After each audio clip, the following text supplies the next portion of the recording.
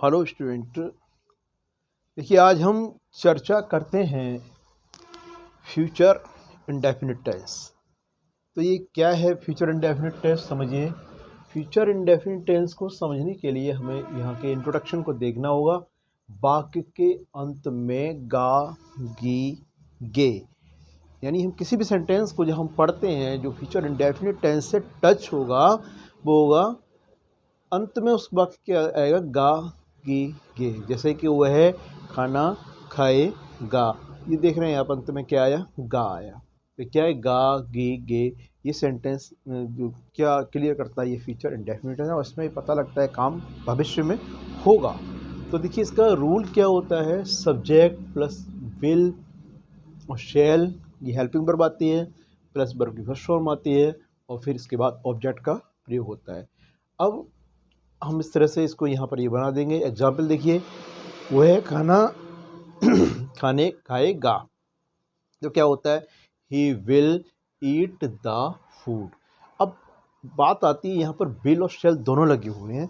तो देखिए विल और शेल दोनों लगे हुए, तो कहाँ पर विल आएगा, कहाँ पर शेल आएगा, ये बात विशेष रूप से देखते हैं। तो ये नोटेड पॉइंट लिखा हुआ है, क्या है, आई और वी के साथ में शेल का प्रयोग होता है और शेष सभी के साथ में विल का प्रयोग होता है। जो भी प्रोनाउन आई और वी है उनके साथ शेल का प्रयोग होगा और शेष सभी के साथ में क्या इसका प्रयोग होगा, यहाँ पर विल का प्रयोग होगा। तो फिर अब इसके नेगेटिव पोजीशन में देखते हैं।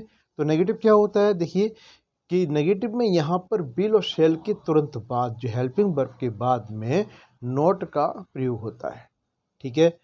और उसके बाद में वही शेष रूल सब वही रहते हैं, नॉट यहाँ पर आ जाता है, ठीक है, दिखाई दे रहा है। इसके बाद यहाँ एग्जाम्पल देखते हैं। तो देखिए एग्जाम्पल क्या है, वह खाना नहीं खाएगा। तो वह खाना नहीं खाएगा, इसका ये नेगेटिव हो गया। तो अब नेगेटिव में देखते हैं क्या होता है, ही will not eat the food, वह खाना नहीं खाएगा। क्लियर हुआ। इसके बाद में इंट्रोगेटिव देखते हैं। इंट्रोगेटिव कंडीशन ये होती है कि इंट्रोगेटिव है, सबसे पहले यहाँ पर आता है, ये बात शुरू होती है यहाँ से, ये हेल्पिंग वर्ब जो दिखाई दे रही है आपको, ये वाली, ये हेल्पिंग वर्ब हम इस सब्जेक्ट से पहले रखते हैं। यानी इसमें इंट्रोगेटिव में जो कंडीशन हम करते हैं, हम नेगेटिव वाले में से यहाँ से विल और शेल उठाएं और यहाँ रखते हैं, तो ये बिल्कुल रूल क्लियर हो जाता है। केवल हमने क्या किया है, विल और शेल को उठाया और सब्जेक्ट से पहले रख दिया। देखो ये रख दिया विल शेल, और ये क्या किया है, सब्जेक्ट प्लस नॉट। अब यहाँ पर ये नॉट कोष्टक में इसलिए दी हुई है, यदि वाक्य में नेगेटिव है तो नॉट आ जाएगा, नेगेटिव नहीं है तो फिर नॉट नहीं आएगा, फिर फर्स्ट फॉर्म प्लस ऑब्जेक्ट, अंत में क्वेश्चन मार्क दे रखा है। ये तो हुई इसकी पहली कंडीशन। कौन सी हुई, पहली, यानी ये, यानी वह खाना खाएगा, क्या वह खाना खाएगा, ठीक है, क्या लिखा हुआ है, क्या वह खाना खाएगा। तो हम पहली कंडीशन में वाक्य बनाते हैं, will he eat the food, यानी will he eat the food, क्या वह खाना खाएगा, ये इसकी फर्स्ट कंडीशन हुई।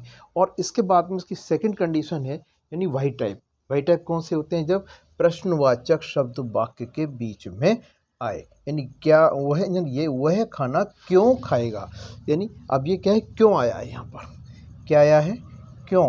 अब क्योंकि अंग्रेजी हम यहाँ पर लाएंगे क्वेश्चन वर्ड, जो भी क्वेश्चन वर्ड होगा, वाई, व्हाट, वेयर, ये सभी क्वेश्चन वर्ड है ना, जो भी क्वेश्चन वर्ड होगा उसकी अंग्रेजी हम कहाँ पर लाएंगे, यहाँ पर लाएंगे।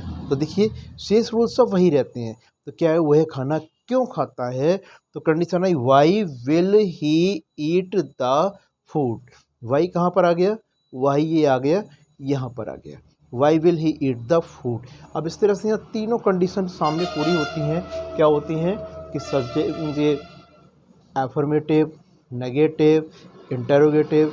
तो अब देखिए एक बार हम तीनों वाक्य फ्लो में बोलते चले जाएंगे, सब रूल रिपीट हो जाते हैं, आपको याद भी रहेंगे। क्या कहता है, वह खाना खाएगा, he will eat the food, वह खाना नहीं खाएगा, he will not eat the food, क्या वह खाना खाएगा, will he eat the food, वह खाना क्यों खाएगा, why will he eat the food. तो इस तरह से यहाँ पर ये आपका आज ये यहाँ कंडीशन पूरी हुई।